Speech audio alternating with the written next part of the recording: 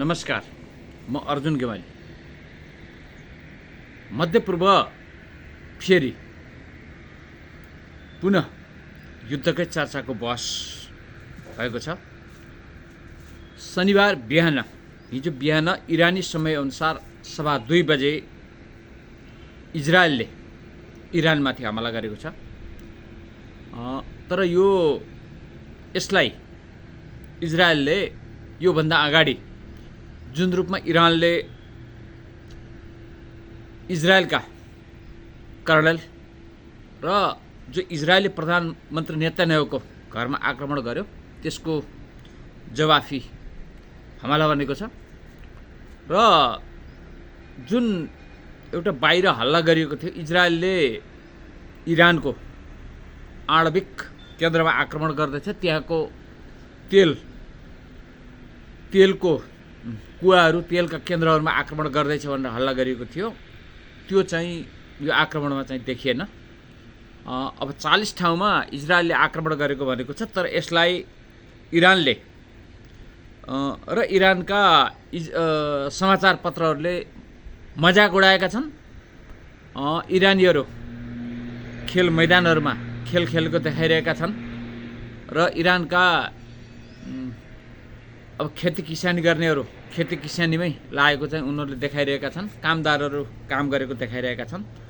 र अहिले जुन भारतका विशेष गरेर आरएसएस निकटका मिडियाहरूले जे सम्प्रेषण गरेका छन्, त्यो योभन्दा पहिलाको जति बेला इरानको तेलको कुवामा आगो लागेको थियो, त्यो नक्कली भिडियो उनीहरूले सम्प्रेषण गरेको भन्ने समाचार अशोक कुमार पाण्डेले, भारतीय पत्रकार अशोक कुमार पाण्डेले आधारसहित सार्वजनिक गरिदिएका छन्। र भारतमा जो भारतीय मिडियाहरूले जुन खालको प्रपागण्डा गरेका छन्, त्यो नितान्त गलत हो भन्ने कुरा स्वयं भारतीय पत्रकारहरूले नै खण्डन गरेका छन्। यसले भारतमा रहेका जायनिस्ट यहुदीवादी आरएसएस निकट र मोदी निकट मिडियाहरूको अन्तर्राष्ट्रिय रूपमा विश्वसनीयता त खस्कँदै थियो, एउटा बेइज्जती गराइदिएको छ। उनीहरूले चाहिँ कस्तो समाचार सम्प्रेषण गर्छन् भन्ने।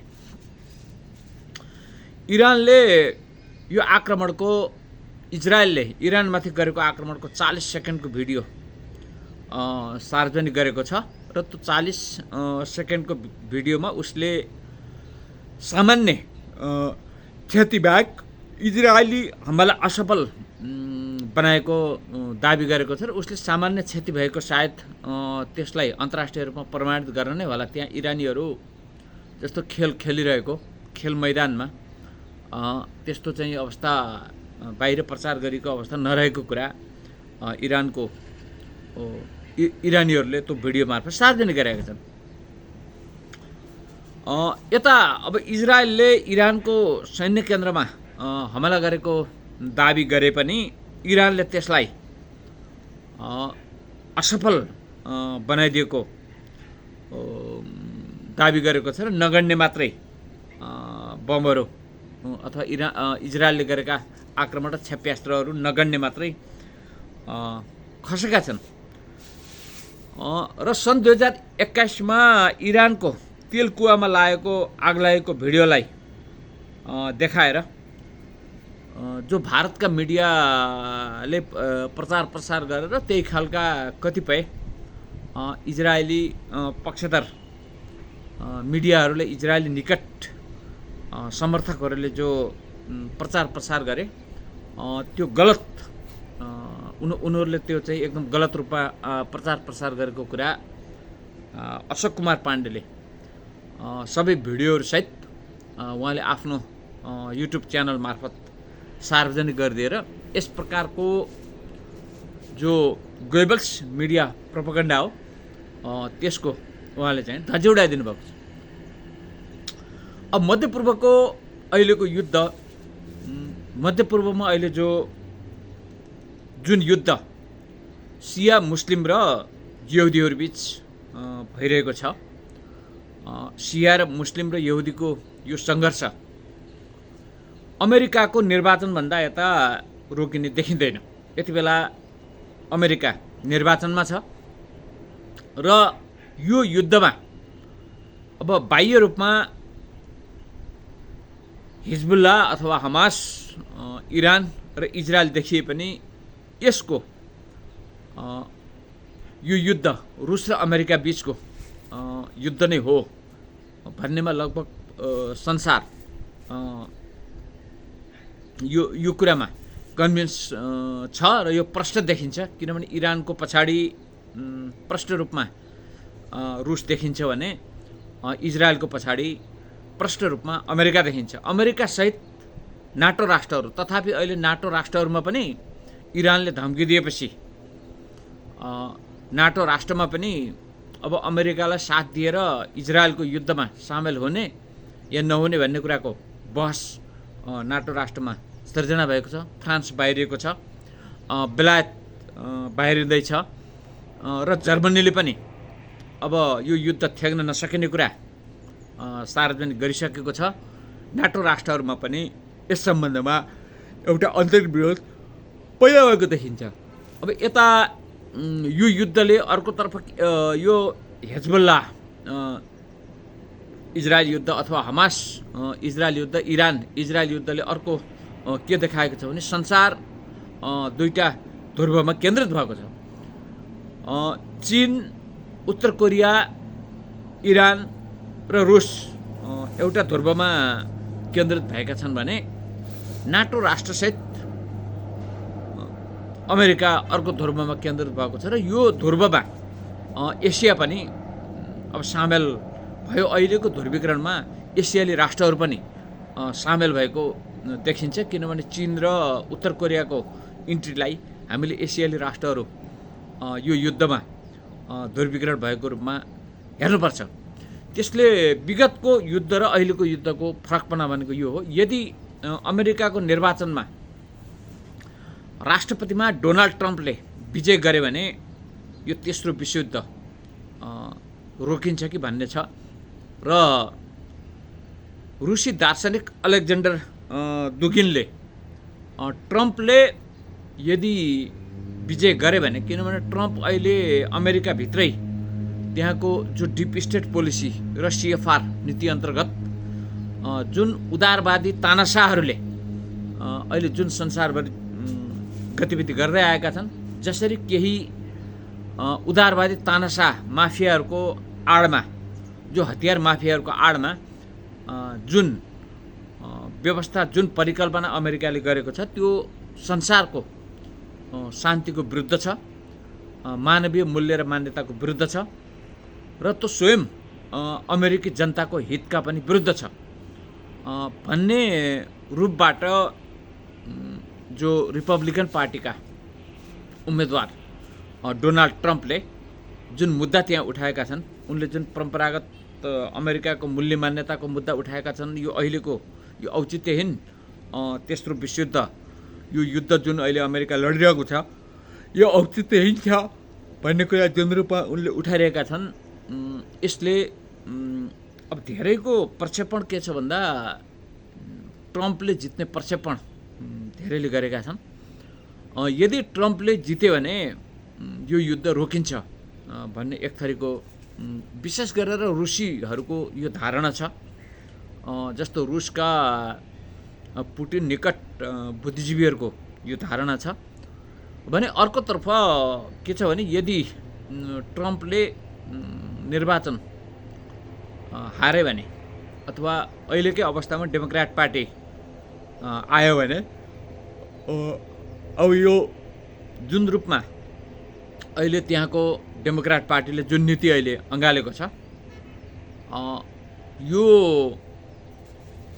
अहिलेको निर्वाचनमा यदि डेमोक्रेटले जित्यो भने तेस्रो विश्वयुद्ध अझ विस्तारित बन्ने कुरा रुसी विश्लेषकहरू, रुसी बुद्धिजीवीहरू र पुटिन निकटका सल्लाहकारहरूको यो प्रक्षेपण छ। र यो हेर्दा रुस तेस्रो विश्वयुद्धको निमित्त तयारी भएको उसले सङ्केत दिएको छ र इरानदेखि लिएर सिया मुस्लिम राष्ट्रहरू पनि यसको निमित्त तयारी रहेको देखिन्छ भने अहिले सुन्नी मुस्लिम राष्ट्रहरूमा अब एउटा बृहत अब त्यहाँको सुन्नी मुस्लिम राष्ट्रहरूको समस्या अहिले के छ भने अब जनमत अमेरिका विरोधी छ।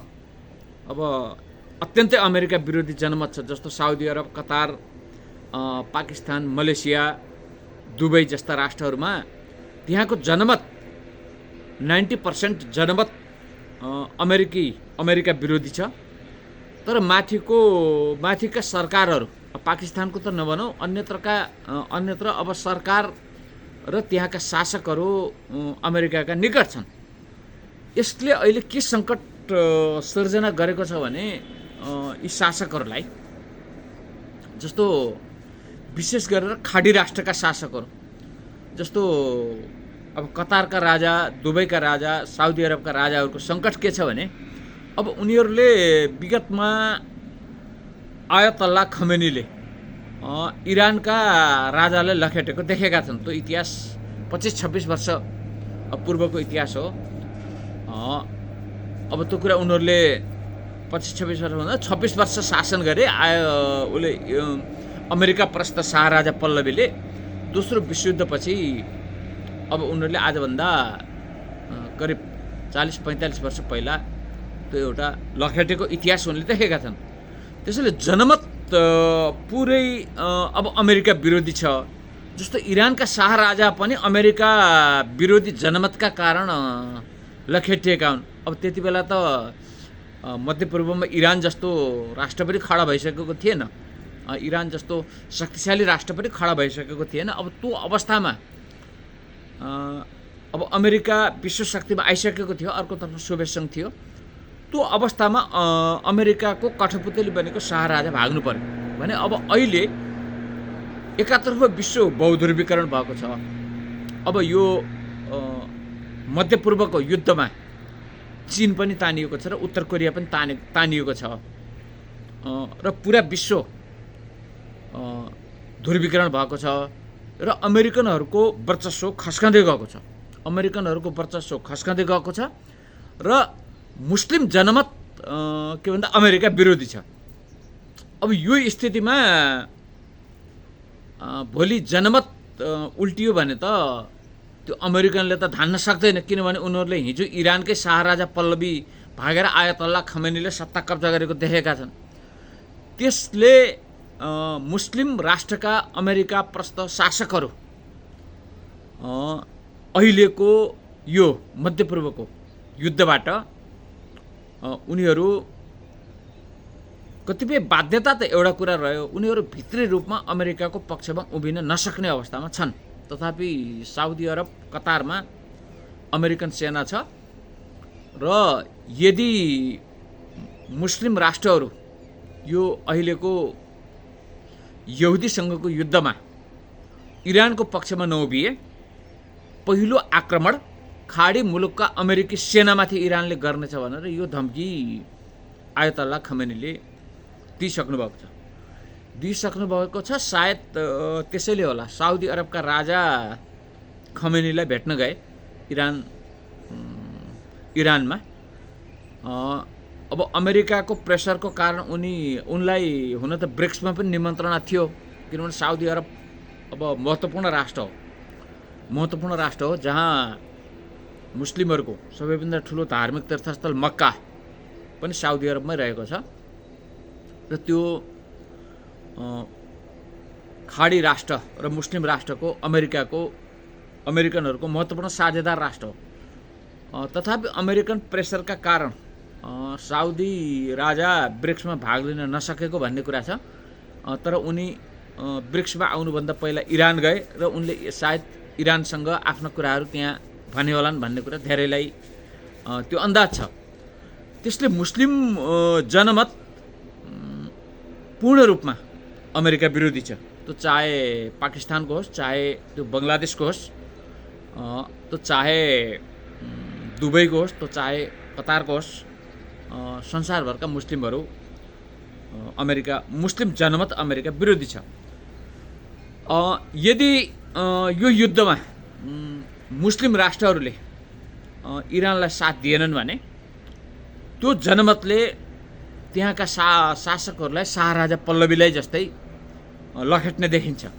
यो डर अमेरिका प्रस्त मुस्लिम शासकहरूमा परेको छ। र अहिले जो बङ्गलादेशमा अब अहिले आन्दोलन बङ्गलादेशमा सुरुवात भएको छ। यो अहिलेको जुन बङ्गलादेशको सरकार प्रमुखका विरुद्ध शेख हसिना वाजेदलाई विस्थापित गरेर जो अमेरिकनहरूले एउटा नोबेल पुरस्कार विजेता युनुसलाई ल्याए, अब यसको विरुद्ध बङ्गलादेशमा आन्दोलन सुरु भएको छ। अब बङ्गलादेशको यो आन्दोलनले अब अहिले मध्यपूर्वमा जो अमेरिका विरोधी जनमत मुस्लिम जनमत बनेको छ, त्यो जनमत बङ्गलादेशमा अहिलेको सरकार प्रमुखका विरुद्ध केन्द्रित हुने देखिन्छ।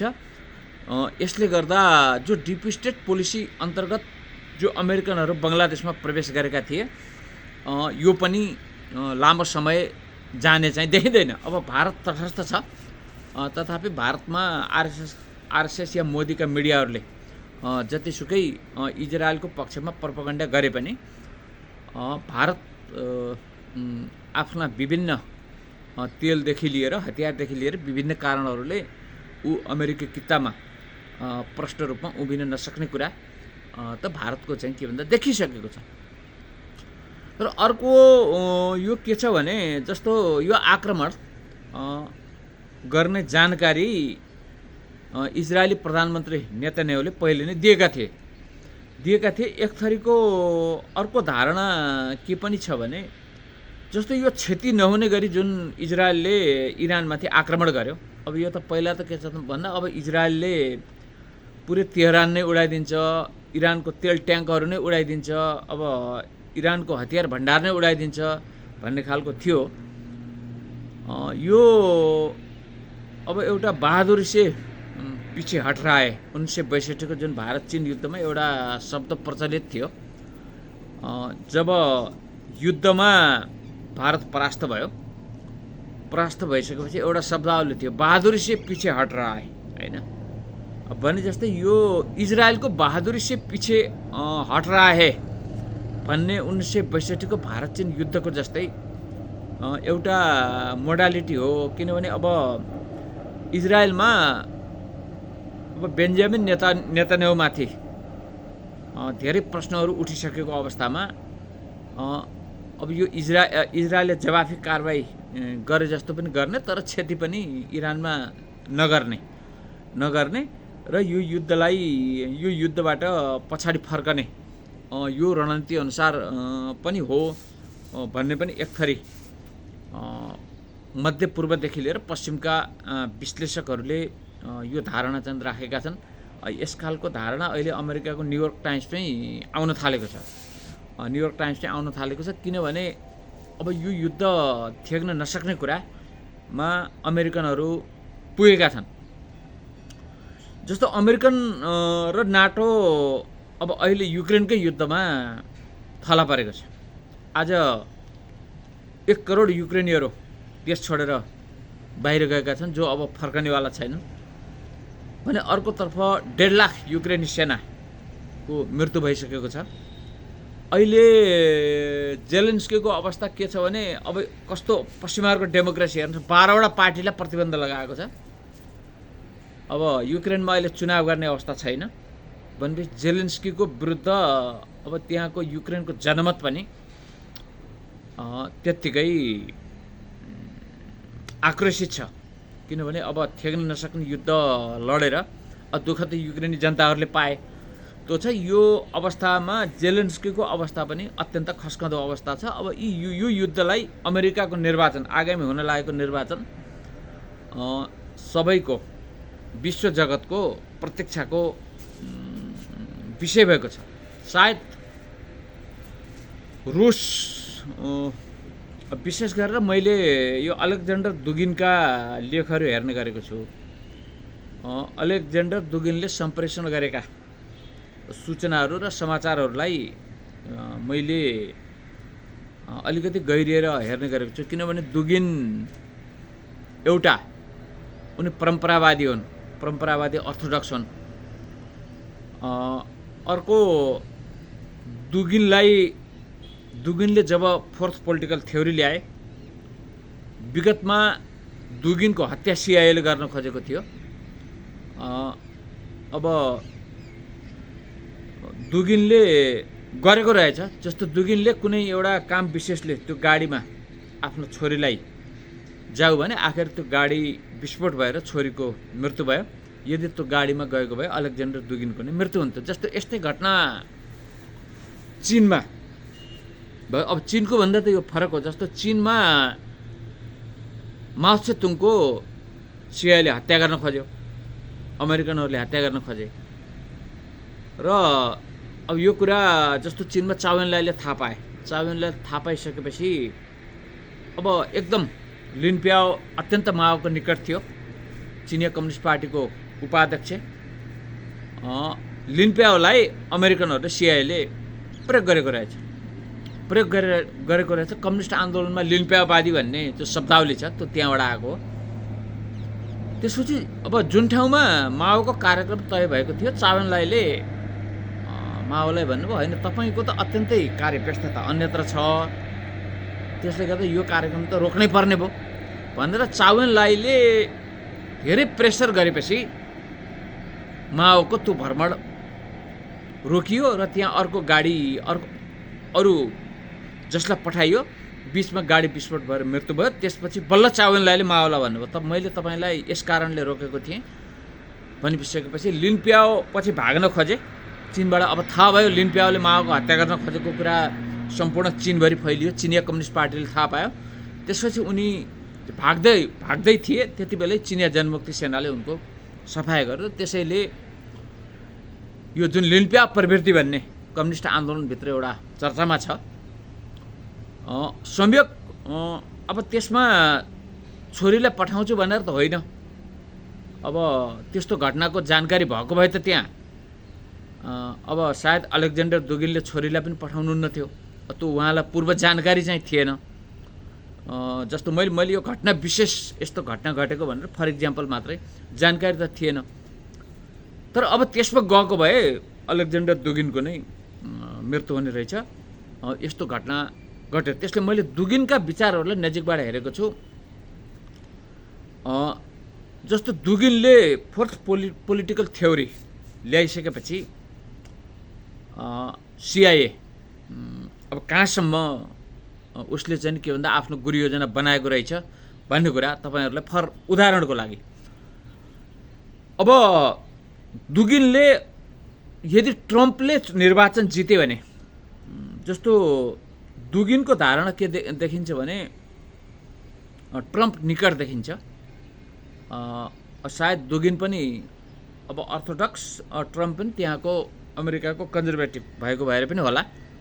त्यसले पनि उहाँहरूलाई निकट ल्याएको चाहिँ हुनसक्छ। जस्तो ट्रम्पको विरुद्धमा स्वयं अमेरिकाको डिप स्टेट पोलिसीवाला र त्यहाँको के भन्दा CFR कनेक्सनवालाहरू स्वयं ट्रम्पको विरुद्ध छन् र ट्रम्पले अहिले अमेरिकी उदारवादी तानाशाहहरूका विरुद्ध ट्रम्पले सङ्घर्ष गरेका छन् र उनी यो तेस्रो विश्वयुद्धको पक्षमा छैनन् भन्ने खालको अवधारणा दुगिनबाट आइरहेको छ। त्यसले गर्दा यदि ट्रम्पले जित्यो भने मध्यपूर्वको युद्ध अथवा अहिलेको जो रुस र युक्रेन बिचको युद्ध छ यो युद्ध रोकिने प्रक्षेपण दुगिनको प्रक्षेपण हो। यो दुगिनको प्रक्षेपणलाई हामीले पुटिनको एउटा कोणबाट आएको प्रक्षेपणको रूपमा पनि लिन सकिन्छ अमेरिकाको निर्वाचनको सन्दर्भमा। त्यसैले अमेरिकी निर्वाचनलाई अब संसारभरिका अब नागरिकहरूले अत्यन्तै प्रतीक्षाको रूपमा हेरेका छन्। र अब दोस्रो के छ भने अमेरिकनहरूको जस्तो बाइबलमा यो महिलालाई मान्छेमै काउन्ट गर्दैन। बाइबलमा महिला र जनावर उस्तै हो हैन। अब हुन त यहाँका अब यहाँ अधिकार कर्मीहरू भन्ने छन्। अब यिनीहरूले तपाईँको चाहिँ बाइबल कति पढेका छन्। अब यहाँका बाइबल बोकेर हिँड्ने अब यो अनुचरहरूले बाइबल कति पढेका छन्। बाइबलमा महिला भनेको एउटा पशु समान हो, मान्छे नै होइन। तपाईँले त्यो ओल्ड टेस्टामेन्ट हेर्नुहोस्, न्यू टेस्टामेन्ट हेर्नुहोस्। त्यसैले अमेरिकनहरूको मनोविज्ञान के छ भन्दा उनीहरूले महिलाहरूलाई मान्छे नै मान्दैनन्। त्यसैले जो कमला ह्यारिसलाई उठाएका छन् अब कमला ह्यारिसले जित्ने सम्भावना कम छ, किनभने विगतमा जस्तो हिलारी क्लिन्टन उठेन, हिलारी क्लिन्टनको पनि लोकप्रियता निकै थियो। हिलारी क्लिन्टनको लोकप्रियता बाह्य रूपमा अत्यन्त लोकप्रिय थिइन्, तर महिला भएकै कारण हिलारी क्लिन्टन पराजित बन्नु पर्यो। र अब फेरि कमला ह्यारिस आप्रवासी हुन्। अब त्यहाँको जुन कन्जर्भेटिभ चिन्तन छ अमेरिकाको, जो बाइबललाई उनीहरूले आफ्नो एउटा धर्मग्रन्थको रूपमा मान्छन्। वास्तवमा त्यो बाइबल एउटा अब यौन तपाईँको एउटा उपन्यास जस्तै हो, किनभने जति बेला युरोपमा मान्छेहरू एउटा जङ्गली अवस्थामा थिए, अहिलेको जस्तो विकास भएको थिएन, त्यो अवस्थामा एउटा जङ्गलीहरूको बिचमा लगियो र त्यो जङ्गली त्यति बेलाको जङ्गली सभ्यताको चरणमा उनीहरूले त्यो बाइबललाई बोके र त्यही बाइबललाई उनीहरूले आफ्नो एउटा धर्मग्रन्थ जस्तो बनाए। र जस्तो बाइबलको विरुद्ध ग्यालिलियो जस्ता वैज्ञानिकहरूले निकै सङ्घर्ष गर्नु पर्यो। पृथ्वी घुमिरहेको छ, जस्तो बाइबलमा पृथ्वी च्याप्टर छ भन्ने थियो, तर ग्यालिलियोले पृथ्वी घुमिरहेको छ भन्ने अवधारणा अगाडि ल्याइसकेपछि त्यहाँका क्याथोलिक चर्चवालाहरूले, भ्याटिकनको पोपले ग्यालिलियोलाई फाँसी दिने निर्णय गरे। फाँसी दिने निर्णय गरेपछि उहाँले कतिपय आफ्ना कुराहरू फिर्ता लिनुभयो र त्यसपछि ग्यालिलियोलाई आजीवन कारावासको सजाय दियो। आजीवन ग्यालिलियोलाई कारावासको सजाय दियो र त्यो खालको एउटा, मैले यो इक्जाम्पल किन दिएको भन्दा त्यो खालको एउटा जङ्गली विचार हो। एउटा जङ्गली अवस्थामा जति बेला युरोप अमेरिकाका मान्छेहरू एउटा जङ्गली अवस्थामा थिए, त्यो एउटा जङ्गली अवस्थामा त्यहाँ बाइबलको प्रचार गरियो र त्यो बाइबललाई नै उनीहरूले पछि निरन्तरता दिए। त्यही ग्यालिलियोको यातना र अत्याचारलाई मार्क्सले नजिकबाट हेरेका थिए। कार्ल मार्क्सले नजिकबाट हेरेका थिए। उनी यहुदी नै थिए, कार्ल मार्क्स जर्मनका यहुदी। पछि उनले यहुदी जायनिस्टहरूलाई यो विचार उनले त्यागेर, जस्तो अब जायनिस्टहरूको विरुद्ध उनी उभिए। विशेष गरेर उनी यहुदी भए पनि यहुदी जायनिस्टहरूको विरुद्ध कार्ल मार्क्स उभिए। केही समय उनी प्रोटेस्टेन्ट भए। प्रोटेस्टेन्ट केही समय भइसकेपछि उनले यो पनि यो बेकारको रहेछ भनेर उनले त्यसलाई पनि त्यागिदिए। र वास्तवमा मार्क्समा त्यहाँका क्रिस्चियन आतङ्ककारीहरूले, क्रिस्चियन अतिवादीहरूले, त्यहाँका क्रुसेड चलाउने पोपका अनुचरहरूको जो ज्यादती मार्क्सले देखेका थिए, उनले जो ग्यालिलियोलाई दिएको ज्यादती उनले जुन अध्ययन गरेका थिए, उनले त्यसको प्रतिरोधको रूपमा उनले कम्युनिस्ट घोषणापत्र जारी गरे। वास्तवमा त्यो त्यहाँको क्रिस्चियन शासन र क्रिस्चियन अत्याचारका विरुद्ध थियो, क्रिस्चियन अतिवादको विरुद्ध थियो।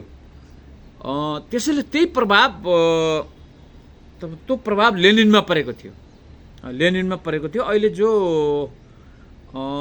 त्यसो भएको हुनाले लेनिनले रुसमा अक्टोबर रेभोल्युसन गर्ने बित्तिकै पहिलो त्यहाँको सबैभन्दा ठुला चर्चमाथि उहाँले प्रतिबन्ध लगाउनु भयो। अहिले अब जस्तो पुटिनहरूमा, जस्तो अहिलेको दुगिनहरूमा यो लेनिनप्रतिको जुन आलोचनात्मक धारणा छ, जस्तो उहाँहरू अलिकति अर्थोडक्सप्रति प्रतिबद्ध भएको हुनाले लेनिनले त्यसलाई प्रहार गरेर त्यसलाई विस्थापन गरिदिएको हुनाले एउटा त्यो धारणा पनि हो। दुगिन र पुटिन बिचको हामीले यसलाई यसरी लिनुपर्छ। जस्तो उहाँहरू, जस्तो अब पुटिनले स्टालिनलाई उहाँले सम्मान नै गर्नुहुन्छ। अब त्यहाँभित्रको कम्युनिस्ट एउटा ट्रेडमार्कका फ्रेमवर्क बाहेक पुटिनको ट्रेन रुसलाई बचाउने सन्दर्भमा स्टालिनकै शैलीमा छ। तर जुन उहाँहरूको लेनिनप्रतिको आलोचनात्मक धारणा हो, लेनिनप्रतिको आलोचनात्मक धारणा एउटा त्यो हो।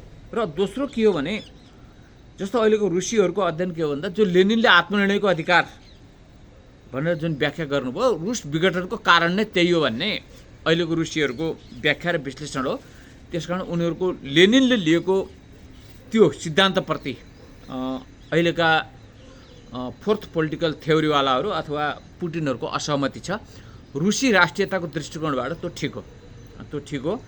जस्तो यहाँ विगतमा माओवादीहरूले लेनिनको त्यही कुरालाई कोड गर्थे, आत्मनिर्णयको अधिकार भनेर उनीहरूले लेनिनको त्यही कुरालाई चाहिँ कोड गर्थे। त्यसो हुनाले जस्तो अहिलेका जस्तो रुसी पुटिनहरू अथवा अलेक्जेन्डर दुगिनहरू उनीहरू लेनिनलाई उनीहरूले मान्दैनन् हैन, उनीहरूले लेनिनलाई मान्दैनन्, किनभने सोभियत सङ्घको विघटनको एउटा कारण लेनिनको आत्मनिर्णयको अधिकार हो भन्ने कुरा छ। अर्को कुरा अब लेनिनले चर्चमाथि जो प्रतिबन्ध लगाउनु भयो अक्टोबर रेभोल्युसन पछि, त्यसकारण पुटिन र दुगिनको अब अर्थोडक्स जस्तो अहिलेको अब रुसको के भन्छ अर्थोडक्स हो, उहाँहरू अलिक अर्थोडक्स कल्चरल भएको हुनाले पनि उहाँहरूको लेनिनप्रतिको असहमति त्यहाँनिर देखिन्छ। त्यसलाई हामीले अस्वाभाविक रूपमा लिनु हुँदैन। तर पश्चिमी साम्राज्यवाद विरुद्धको लडाइँ र पश्चिमी अतिवाद विरुद्धको लडाइँ र अमेरिकी साम्राज्यवाद विरुद्धको लडाइँमा अहिलेको रुस पुटिन या दुगिन को विचार रुसी स्टालिन या हामीले गोर्कीकै रूपमा लिनुपर्छ। त्यसले गर्दा हामीले हेर्दाखेरि यो दुईटा दृष्टिकोणबाट हेर्नुपर्ने हुन्छ।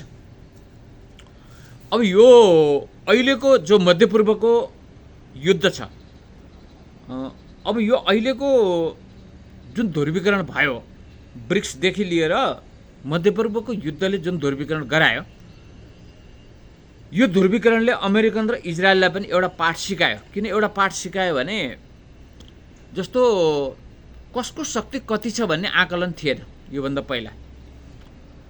अब आकलन के थियो, अब एउटा के थियो भने 1989 मा सोभियत सङ्घ विघटन भइसकेको अवस्था र यसलाई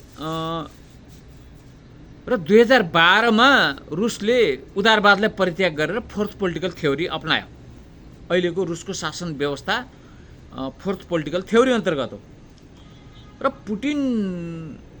पुटिनको जुन उदय भयो र पुटिनले जुन रूपमा युनाइटेड रसिया पुरानो रुसलाई एकीकरण गर्ने र पुरानै शक्तिमा उभ्याउने जुन प्रतिबद्धताका साथ फेरि पुटिन को नेतृत्वको रुसले मध्यपूर्वदेखि लिएर संसारमा उसले आफ्नो प्रभाव विस्तार गर्दै गयो।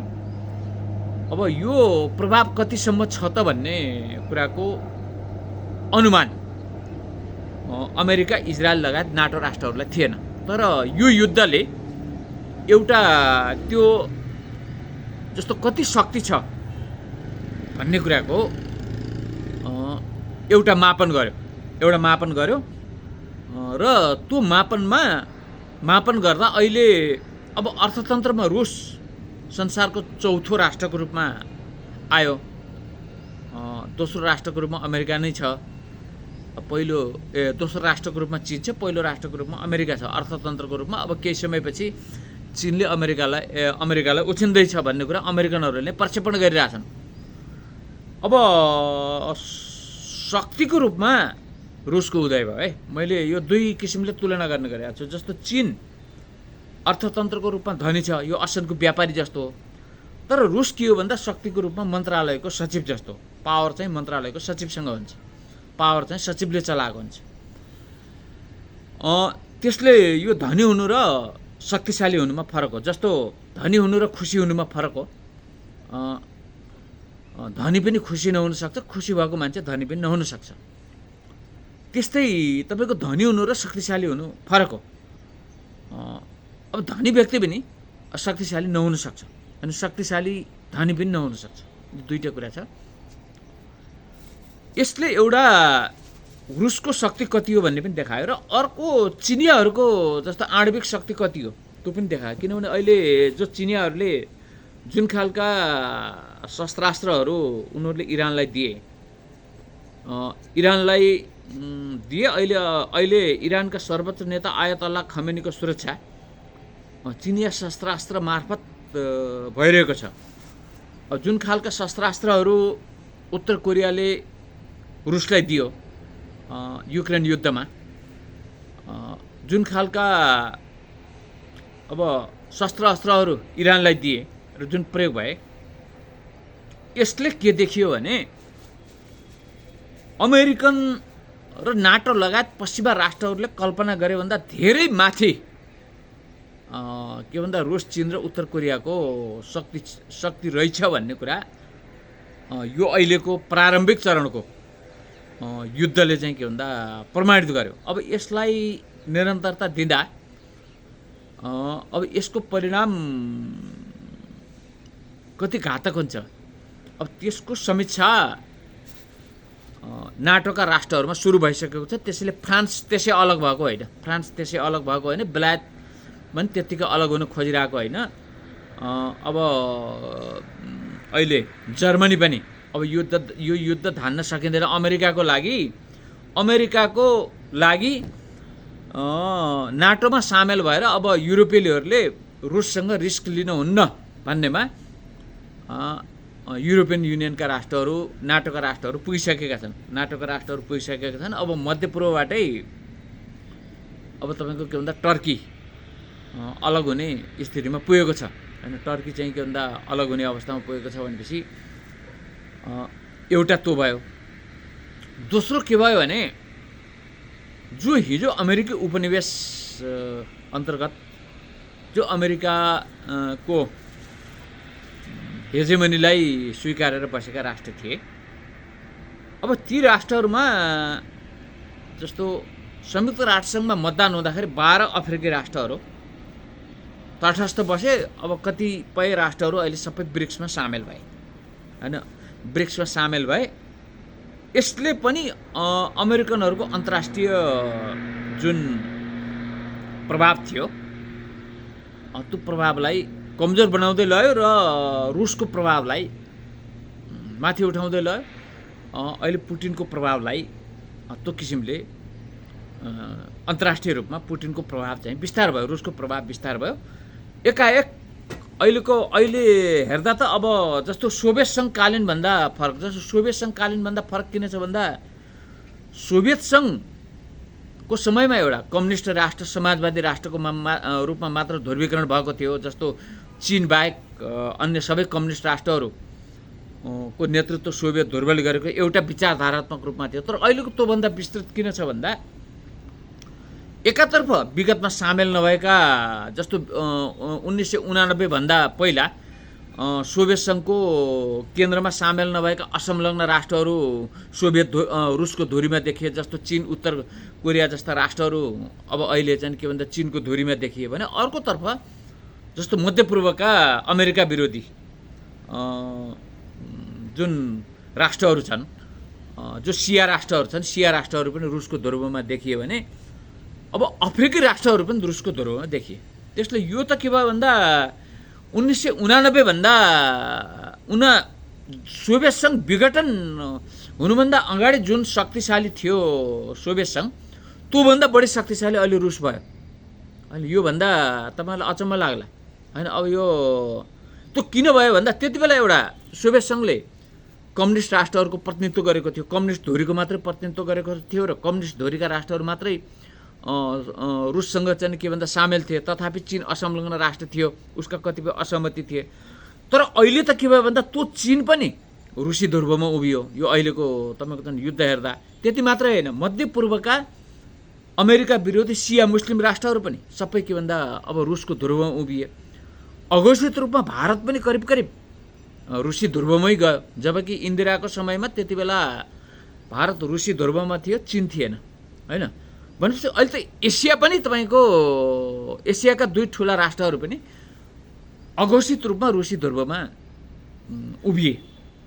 यो जस्तो ब्रिक्सलाई नै हेर्ने हो भने रुसी ध्रुवमा उभियो भने मध्यपूर्व का अब सिया राष्ट्रहरू खुल्ला रूपमा उभियो भने अमेरिका विरोधी जनमतका कारण सुन्नी राष्ट्रहरू, सुन्नी मुस्लिम राष्ट्रहरू पनि अब रुससँग उभिनुपर्ने बाध्यात्मक अवस्थामा पुगियो भनेपछि अब अहिलेको रुसको विस्तार त अब हिजोको भन्दा शक्तिशाली रूपमा भयो। किनभने यो युद्धले रुस 1989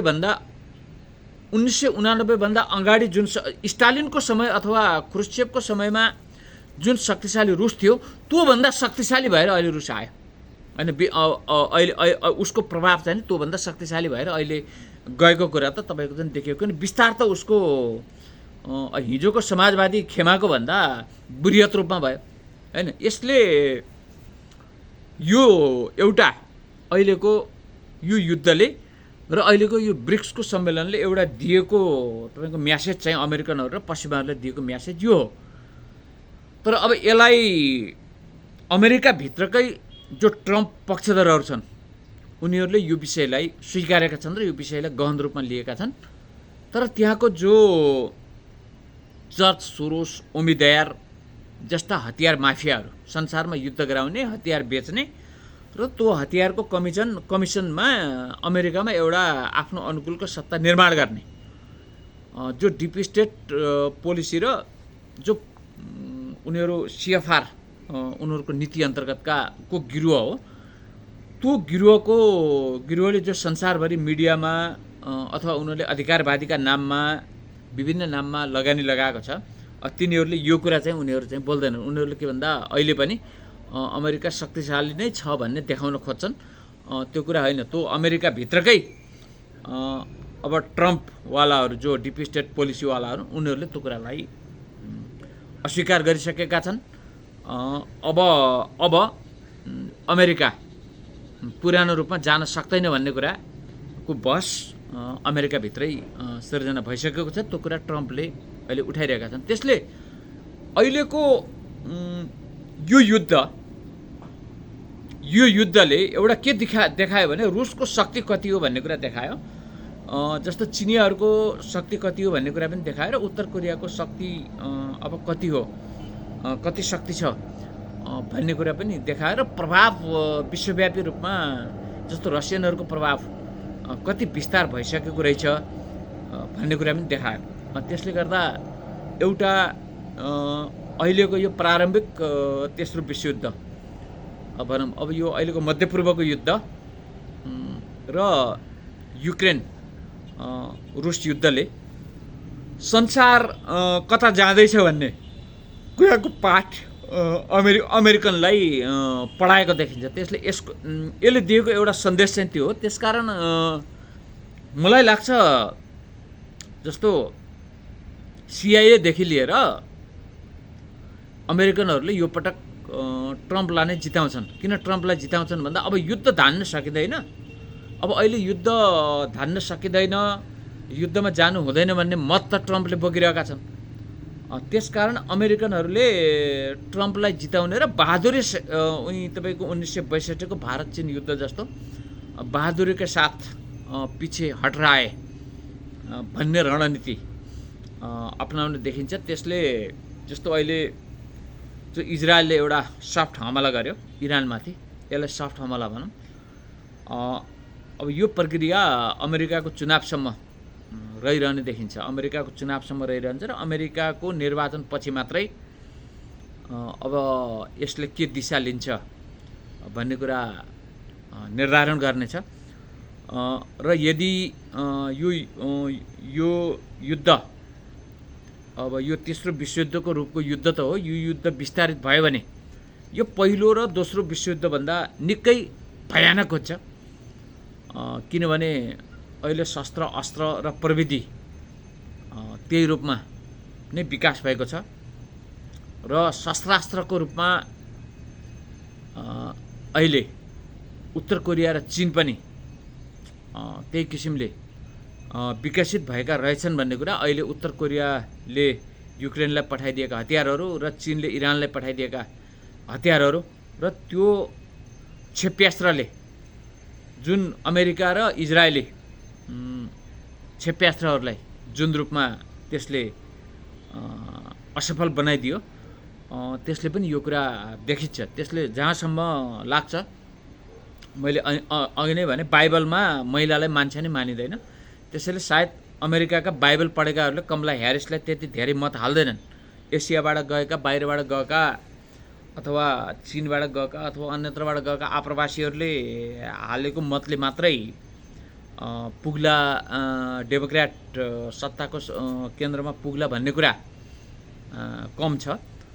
अब त्यहाँको जो स्थानीय वासी छ, जो बाइबलबाट प्रभावित छन्, अब उनीहरूले किन भन्दा त महिलालाई जस्तो बाइबलमै छ त महिलालाई पशु समान छ, महिलालाई त एउटा बँधुवा मजदुर सरह छ। अब यहाँका मानवाधिकारवादी भन्नेहरूले त कतिको हेरेका छन् होइन। त्यसले बाइबलमा महिला भनेको मान्छे नै होइन। हिजो हिलारी क्लिन्टनले पराजय भोग्नुको कारण पनि महिला भएको कारण हो। अन्तिममा त त्यहाँका भूतपूर्व सेनाका जनरलहरूले वक्तव्य नै निकाले हिलारीलाई मत हाल्न नसकिने भनेर। तपाईँले रेकर्डमै हेर्न सक्नुहुन्छ त्यो। त्यसो भएको हुनाले बाइबलको महिलाहरू जनावर हुन् भन्ने स्कुलिङबाट हुर्केका अमेरिकनहरूले डेमोक्र्याट उम्मेदवार कमला ह्यारिसलाई त्यति मत हाल्ने छैन। सायद ट्रम्पको विजयको एउटा कारण महिला उम्मेदवार पनि हुनसक्छ। जसरी विगतमा हिलारी क्लिन्टन एउटा महिला उम्मेदवार भएको थियो, त्यो चाहिँ ट्रम्पको विजयको एउटा कारण चाहिँ अमेरिकाको बन्न सक्छ। र यदि ट्रम्पले जित्यो भने यो युद्ध चाहिँ रोकिन्छ र आप्रवासीहरूको अब जो अमेरिकामा स्थायी रूपमा बस्ने, अब संसारै अमेरिका हो भनेर यो महिषासुरको देश, योगी नारायणनाथको शब्दमा महिषासुरको देश, एउटा राक्षसहरूको देश र यो पाताल भूमिलाई जसले आफ्नो परमधाम मान्ने गरेका छन्, अब ती परमधाम मान्ने गरेकाहरूका लागि ट्रम्पको विजय एउटा सङ्कट चाहिँ हुनसक्छ। किनभने ट्रम्पको आप्रवासीहरूलाई आफ्नो देशमा फर्कन देऊ भन्ने एउटा महत्त्वपूर्ण एजेन्डा त्यो छ र यो युद्ध गर्नु हुँदैन भन्ने यो दुईवटा एजेन्डा छ। त्यसैले यो अहिले जो इजरायलले इरानमाथिको एउटा हमला गर्यो, अब यो खालका तपाईँको आक्रमणहरू, यो खालका छिटफुट घटनाहरू अब अर्को अमेरिकाको चुनावी तहसम्म रहन्छन् र त्यसपछि विश्वले एउटा नयाँ मोड लिन्छ। या त तेस्रो विश्वयुद्धको विस्तारित रूपमा जान्छ या युद्ध बन्द हुन्छ र संसारभरका जो आप्रवासीहरू युरोपियन देशहरूमा छन् अथवा अमेरिकामा छन्, उनीहरू आफ्नो देशमा फर्कने क्रम जारी हुन्छ। नेपालमा पनि त्यो क्रम जारी हुन्छ र त्यति बेलाको राजनीतिक परिस्थिति फरक ढङ्गले जान सक्छ। त्यसैले हामीले अहिले इजरायलले जो शनिबार हिजो इरानमाथि जो हमला गर्यो, यसलाई हामीले यही रूपमा नै बुझ्नुपर्दछ। धन्यवाद।